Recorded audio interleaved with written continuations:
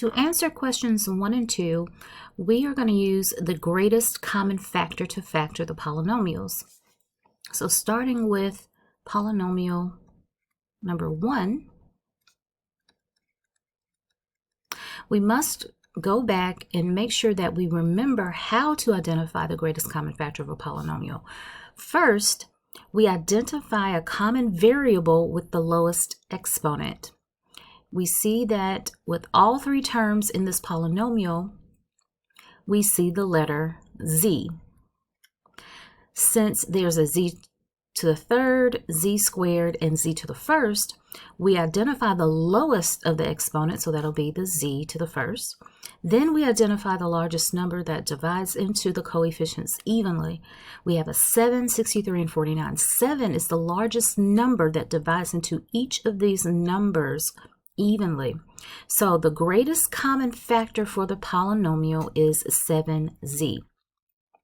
Now we can use the 7z and the distributive property to factor out 7z from each term, right? And for some of you, this will be the easiest method. You will just simply think to yourself, 7z times what term will equal 7z to the third? 7z times what term will equal to 63z squared? And 7z times what term will equal to a minus 49z? For others, this may not be the best method for you. You may need to take the GCF and set up the division of 7z from each term in order to write the factorization. So we can think of both methods. 7z times 1z squared equals to 7z to the third. Or we can say, of course, 7 divided by 7 is 1. Z to the third divided by z is z squared. Moving to the next term. 7z times a positive 9z will equal to 63z squared. Or we can see the division. 63 divided by 7 is a positive 9. Z squared divided by z is z. And then moving to the last term, 7z times a minus 7 will multiply to give us 49z. Or we can divide the negative 49 by 7, which is a minus 7, and the z's divide away. So leaving us with the minus 7. So the final answer here, of course, is 7z times z squared plus 9z minus 7.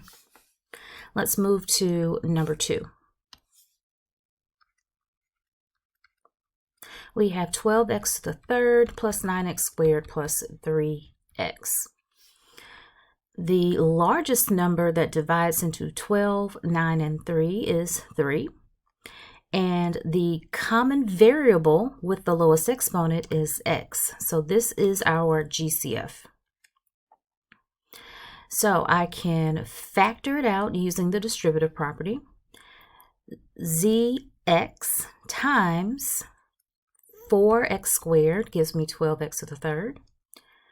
Zx times a positive 3x will give me 9x squared. And 3x times a positive 1 will multiply to give me 3x. Or we can go back to the polynomial and take the 3x and divide each term separately in order to get the factorization. So of course 12 divided by 3 is 4, x to the third divided by x is x squared. So 4x squared is the first term, 9 divided by 3 is 3, x squared divided by x is x, so plus 3x is the second term, and 3x divided by 3x is a positive 1. So this gives us our final result, 3x times 4x squared plus 3x plus 1. So in our MyLab answers for numbers 1 and 2, we would, of course, type the complete result for our answers, like so.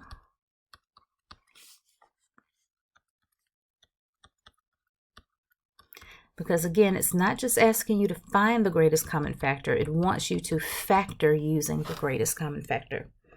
Now, moving to questions 3 and 4. We will be using the greatest common factor and the grouping method in order to factor these two polynomials. So we'll start with number 3. The grouping method is where we take the first two terms given in the polynomial, we group them and factor using the GCF, and then we take the last two terms in the polynomial. So, starting with the first group, the GCF of 9r to the third plus 12r squared is 3r squared. And so factoring out 3r squared will leave us with 3r plus 4 in the parentheses. And I can just double check by multiplying these back out, and it does give me those two terms. Now the next two terms, since the term starts with a negative 12, I need to make sure that I factor out a negative GCF, whatever that GCF is. Since there's no variable in common, we just look for the largest number that divides into 12 and 16, and that's 4. So we will factor out a negative 4 from these two terms. So factoring out a negative 4, that will give me 3r plus 4 in the parentheses. And when I multiply this out again, that'll be a negative 12r and a negative 16. So I always double check. Now, I know that I factored correctly because I see that I have 3r plus 4 and 3r plus 4 in both groups. So I write my answer using that common binomial, 3r plus 4, and the second part of my answer will include the coefficients that are remaining, the 3r squared and the minus 4. So the final answer is 3r plus 4 times 3r squared minus 4. Now we'll move to question number 4. We have another polynomial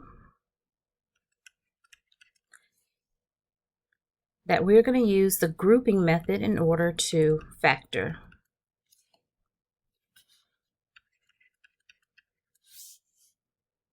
So the first thing that we want to do with this polynomial is we want to make it look a little bit like the previous example. We want all of the terms to be in descending order. So I can easily rewrite this as 5x to the third. Then I'll put the positive 20x squared next. Then the minus 6x, and then the minus 24. So we see that we have our x to the third, x squared, and our x to the first, and then the constant term at the end.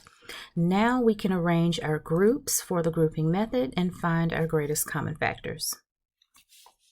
So for the first group, the GCF is 5x squared, and when factoring out 5x squared, that gives me x plus 4.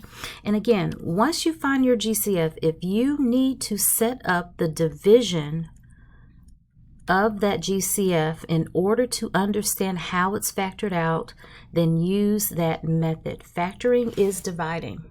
So setting up the division, we see that 5 divided by 5 cancels out. The x to the third divided by x squared leaves this x. 20 divided by 5 is 4, positive 4, and the x squares completely divide out. So we get to the same result, x plus 4 in the parentheses, using the division way of doing it. Now moving to the next two terms. The GCF for a negative 6x minus 24. Again, being careful, since the leading term that we're factoring is negative, I need to factor out a negative GCF. So there's no common variable. So the only thing I'm looking for is the largest number that divides into 6 and 24, and that is 6. But we're going to be using a negative 6 as our GCF. And when we factor out a negative 6, we're left with x plus 4 in the parentheses.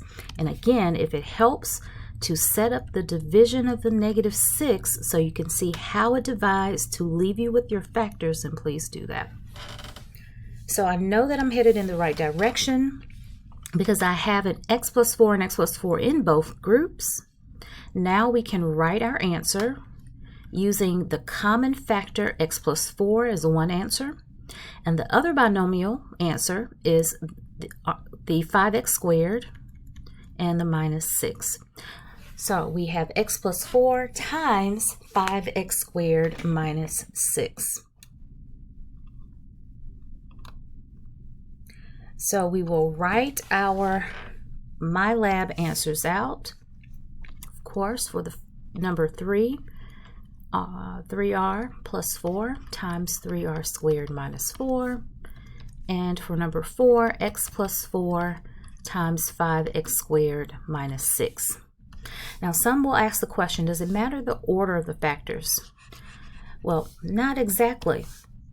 What matters is all of the signs that are inside the factors. So for number 4, for example, I can write 5x squared minus 6 in front of the x plus 4, and it means the same thing.